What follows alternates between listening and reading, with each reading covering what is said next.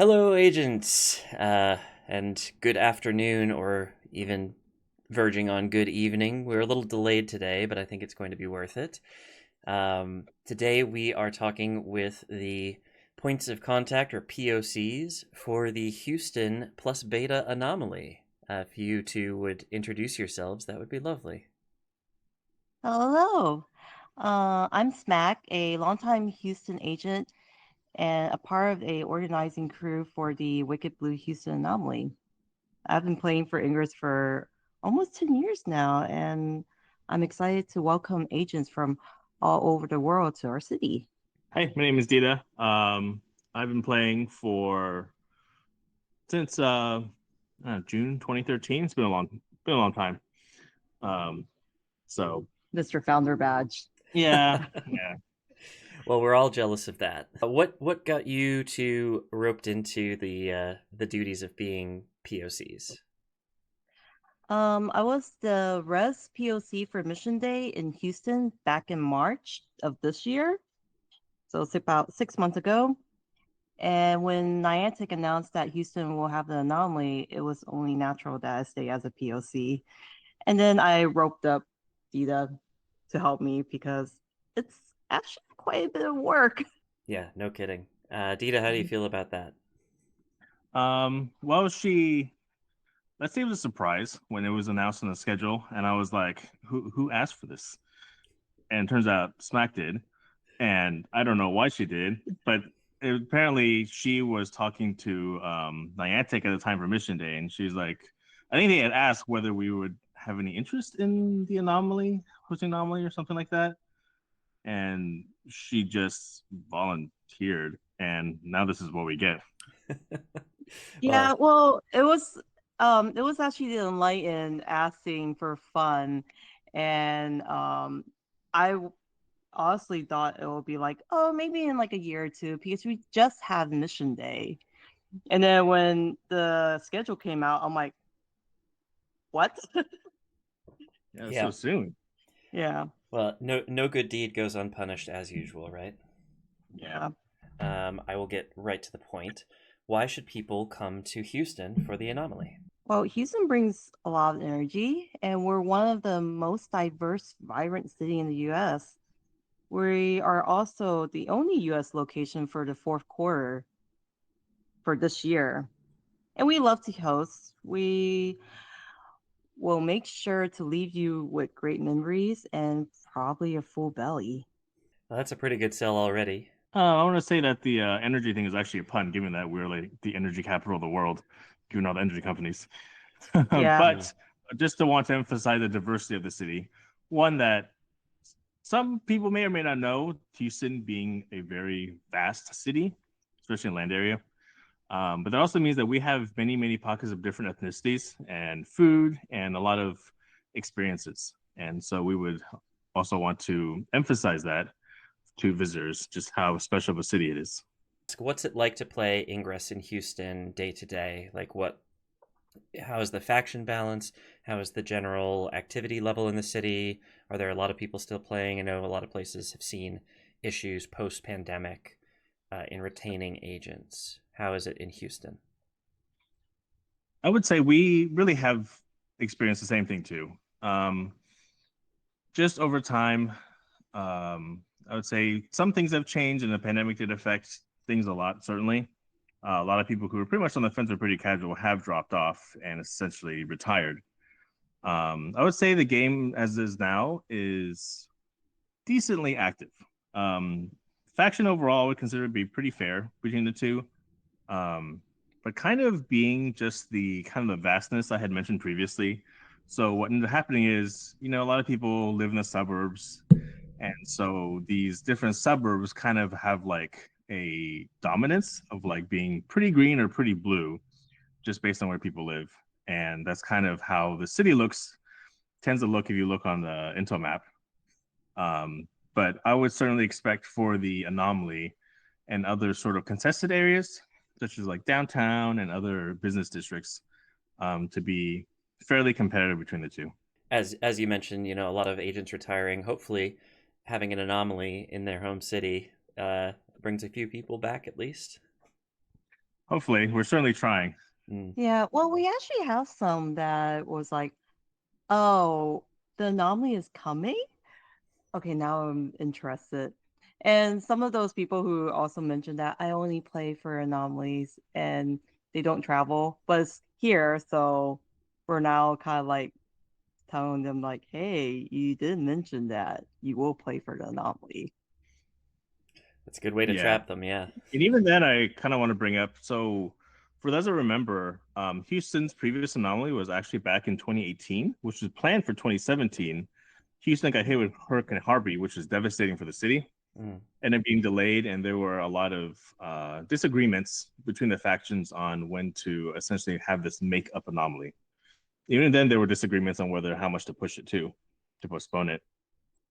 So that had a lot of basically bad blood between the organizations, and that's like 7+ years ago. A lot of people have changed. I would say a lot of leadership have changed too. So we are also trying to prove that, hey, we can host Anomaly again, and we can have a good time between us and also across the city too with the other faction.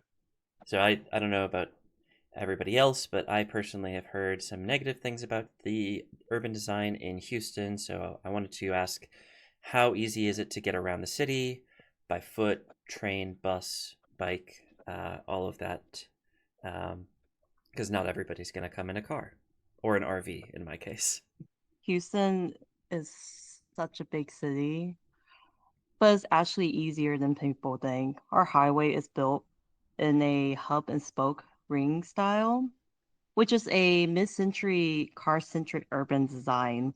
So our highways is actually made for cars instead of like horses. So you'll find it a lot wider compared to other cities.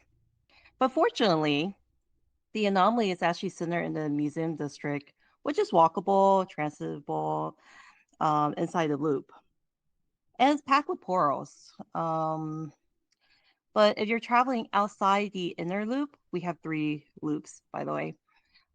You'll probably need a car, but it's not as scary as like what the internet make it out to be. Yeah, I'd That's like to fair. give some more details of kind of the, well, I guess, reference to the play box. The play box is within the museum district, and so really encompasses Herman Park, a very large, basically the largest park we have in the center of town, and Rice University, a top tier research university. So in that area through the play box, we have a light rail, which is very cheap. It's very convenient, and there are a lot of things alongside the light rail that people can do. Light rail reaches downtown, which has a lot of nightlife and clubs and bars and stuff. We have the medical center, which includes a lot of portals, and just I would say along that kind of line, you we have planned it the best that we can for visitors to not need a car or even consider a car. We know that the transit is tricky in public transit is tricky in Houston, and just as Smack was saying, just the nature of being designed for cars from the outset makes it more efficient to have a car to do things around Houston. But in the context of Anomaly, I certainly want to encourage people to not be so worried about it, to have light rail or buses or just plain Uber to access everything that they need for the Anomaly. Yeah. But if you want some yummy food, definitely outside the loop. Well, Highly recommend it. I was just about to ask. I will say, Houston being designed for cars is good news for my friends in the shenanigan wagon, but we will move on to food because since you mentioned it, I do want to make sure I get two, one from each of you, solid recommendations for restaurants in Houston. You mentioned that there are a lot of different cultural options. And I will specifically ask about barbecue in a second, so you can hold the recommendations for that for a second. For us, for me, just think personally, like we have a lot of different options, but sort of like Asian food the most. We have basically 3 Chinatowns in Houston. So there's a lot of options that way. We have there's a skewer place that we really love. But I will say that with Chinatowns, we have a Koreatown. The Japanese scene is not as robust as some other cities, but they are spread across the city as a very popular cuisine. Ethiopian, Indian, Pakistani. Really, those are the ones that primarily come to mind at the moment.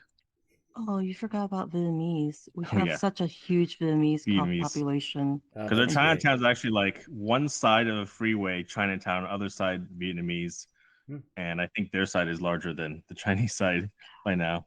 Oh yeah, and I guess like there's also some it's kind of like a mix of Chinese Vietnamese because there's a certain ethnic group that is like they're Chinese people, but because of the war they moved to Vietnam, and then so they're like Chinese Vietnamese people, and that's like in the center of Chinatown and Vietnamese town.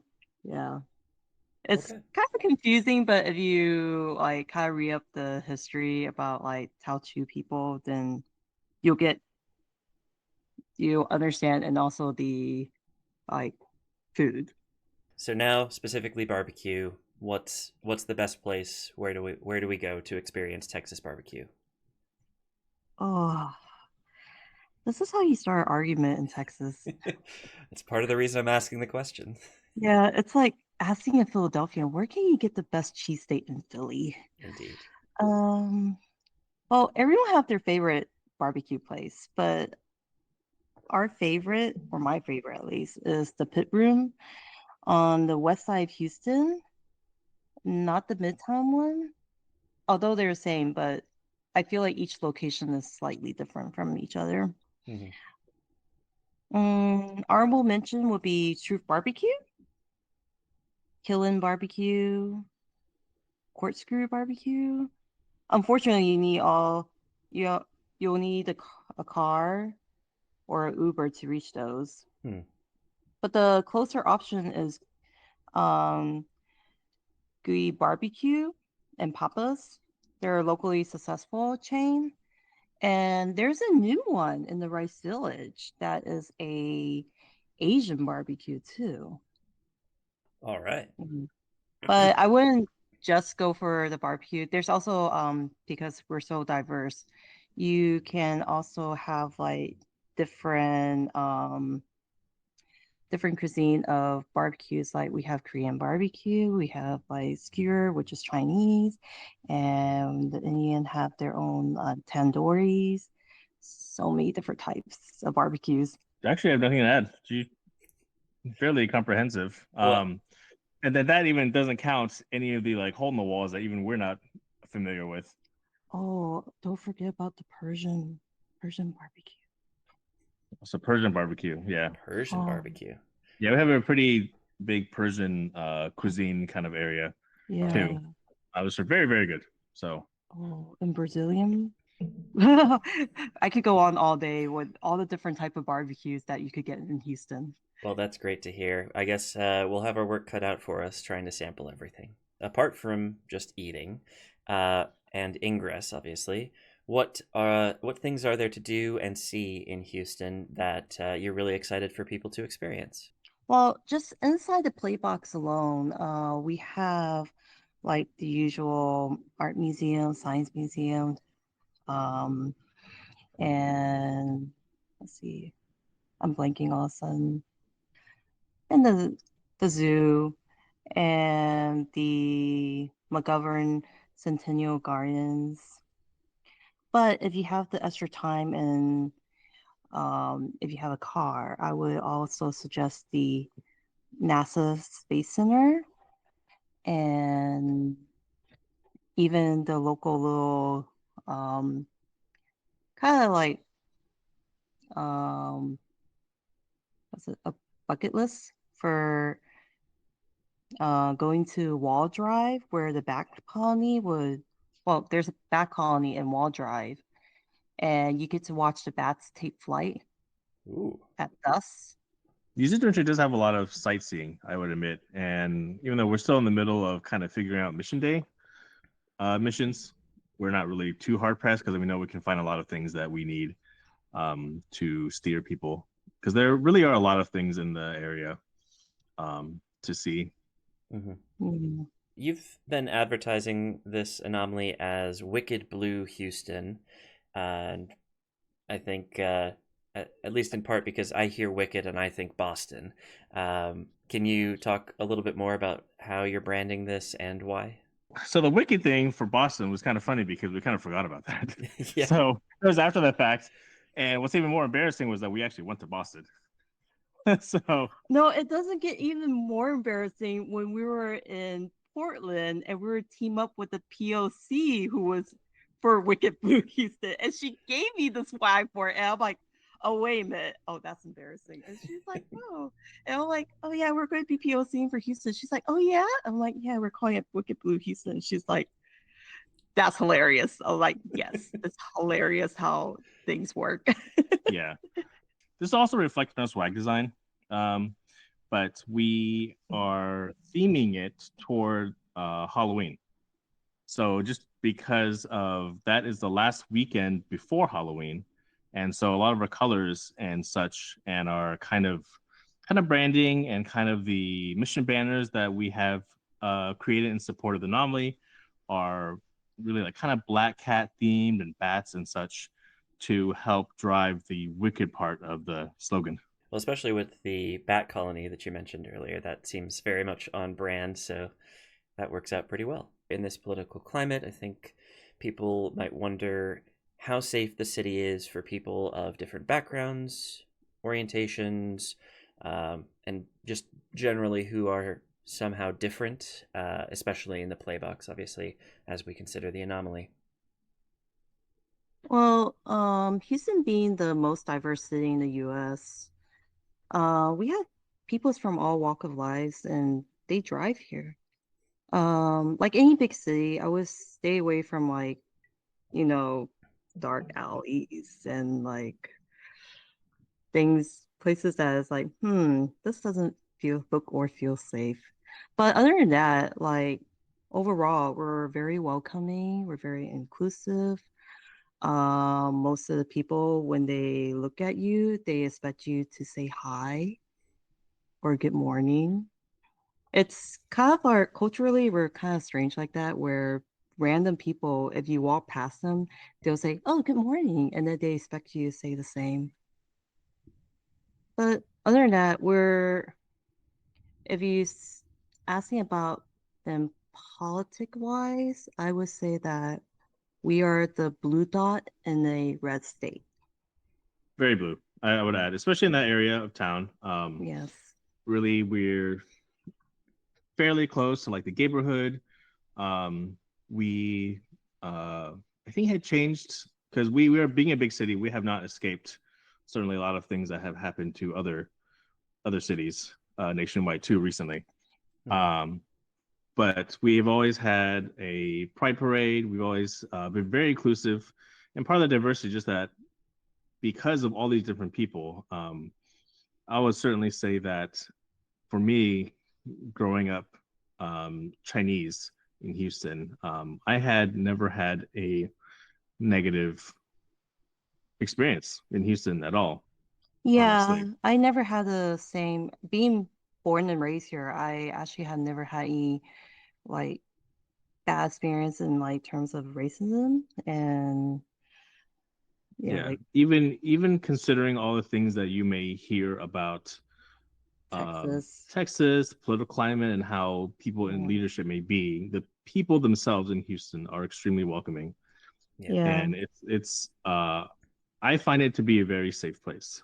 I understand that that may not be a statement that can hold forever, uh, but as it stands now, I have not had any thoughts or drive to move somewhere else. Yes. I have friends who are also queer and they still, well, some of them still live here and they don't feel ashamed nor do they feel in danger in any way living in Houston. You answering that basically that way when I asked it the first time definitely reassured me. So hopefully other people agree.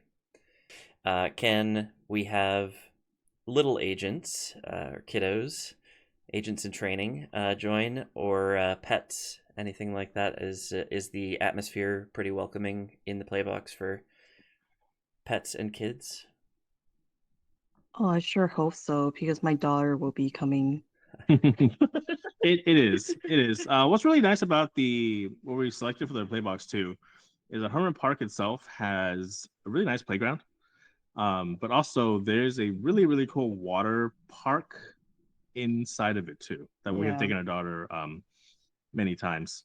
Cool.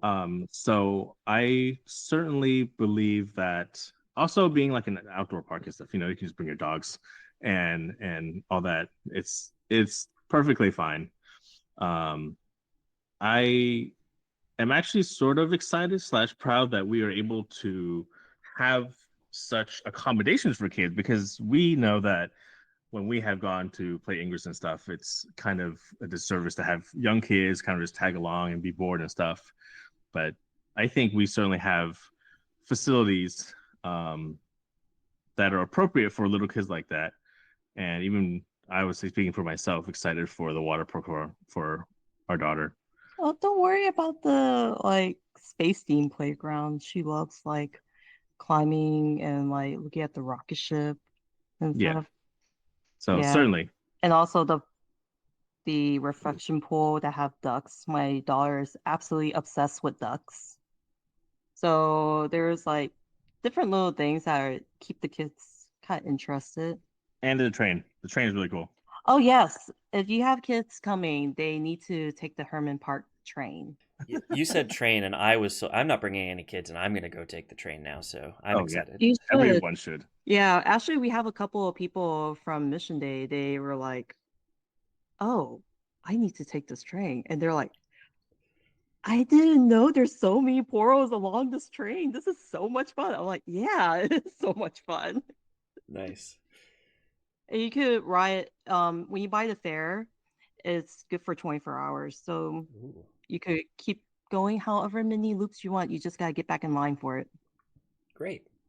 Wanted to ask a little more lighthearted. What is your favorite mission or mission banner in the Houston area? Well, my favorite one, but it has a lot of drift, is I think it's called Walk in the Rainbow or Rainbow. It's like a walk in the rainbow. It's a girl with the umbrella. Huh. And there's another one that is also a speed banner that it's called City of Houston. And it's like an 18 mission that could be done in 15 minutes or less. Wow. Yeah, you mentioned in the sort of build up to this chat that Houston is very popular for speed missions. Can you say a little bit more about those? It's like a bunch of like banners that you could do.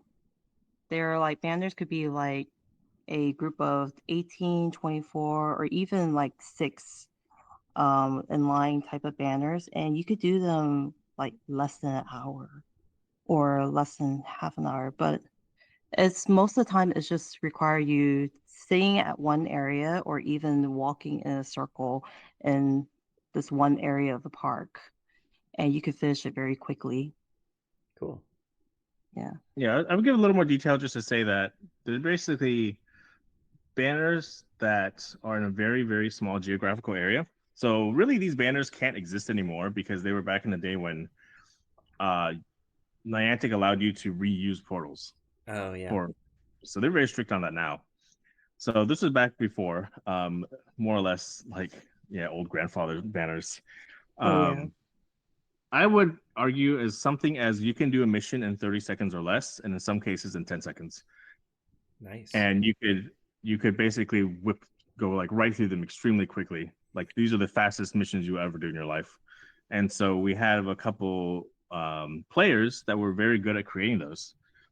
And so they stuck around, and those are certainly I feel like just with the luck of other people interested and and missions and stuff, that it's a pretty unique draw for the city. And we have even talked to our kind of our double onyx mission group about it, and Houston is certainly known for uh its speed banners. The mission thing is kind of funny now because after having when you do a lot right, you kind of go through a lot of them. Let's say at least. And so a lot of fun ones are actually end up being the speed banners because you just feel like so I don't know, kind of weirdly powerful being to speed through all these missions all at once. Yeah, you get the adrenaline of like, oh my gosh, I just did one. And it only took me like 10 minutes. Let me just do another one because there's another one in the same park. Mm-hmm. Yeah. Yeah. So I don't actually have a great answer as like one favorite one. Yeah. Um, We actually had a visitor came through Mission Day. He did like 52 mission banners in Wow. like 2 3 days. And I was like, did you sleep? And he was like, I took a nap, but I feel like I need to do more because there's so many lovely banners and there's all like the quality of pictures are really good and he absolutely loved it. And he's like, it by far he told me that this is his favorite city doing mission banners. Well, that sounds like a man whose profile is very difficult to open with all those those missions. What generally are you most excited about as we approach the anomaly? Seeing our city filled with agents from around the world, I mean, that energy is unmatched. It's not just a game, it's about reconnecting with old friends and making new ones. for me, I just want to kind of educate people about Houston.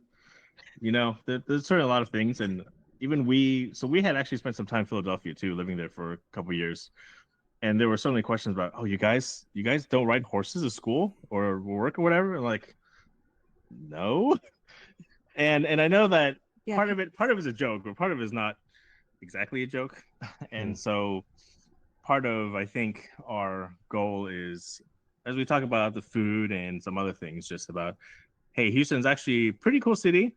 I admit that we don't have a lot of this old history like a lot of these other East Coast cities, but we have a lot going too, and just we want to show off that Houston is actually a pretty cool place to be too. oh yeah. Thinking about it, I remember when I told people that I'm from Houston in Philly, they were like, do you live like in the countryside? I'm like, what?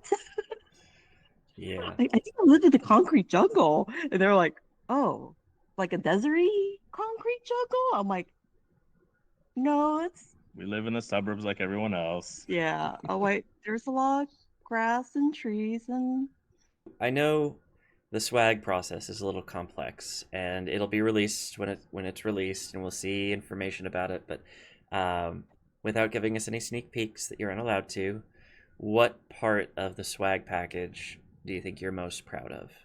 when we were designing it and then we finally got the challenge coin out, when I saw the challenge coin, I'm like, I absolutely love this because I'm a cat lover and then having a little black cat. Oh, it's so cute. But I'm most excited about the challenge coin that we're going to be selling. Hmm. Yeah. So to say overall, it was really the designs that we have worked through with the designer and the other people on the swag team. Really proud of the design. It's just really adorable, and I feel like it harnesses some good wicked energy too. Um, so we're very excited to finish that up and have it available for people very soon. Oh, Yeah. yeah. If you love cats and you love Halloween, you are going to love our swags. Well, yep, I'm sold. Um, for those of you who are maybe familiar with the concept of a challenge coin, I mean, I'm sure most people watching this are, but just in case, I always have one in my pocket, at least. This is from February's Tucson anomaly plus alpha, the other side. It's got some nice color on it. It's nice and weighty. So that's the sort of thing that we're thinking about. when we talk about challenge coins. The after party location being secret is perfectly fine, but can you give us any idea of what it'll be like? I know you mentioned making sure it's family friendly, pet friendly. Um, is there any other part of it that you're really excited about? I think we really prioritized the transit needs, and so it'll be a very convenient location for everyone. Um, and I think just that we are prioritizing so good location, but we're also going to have a lot of good food.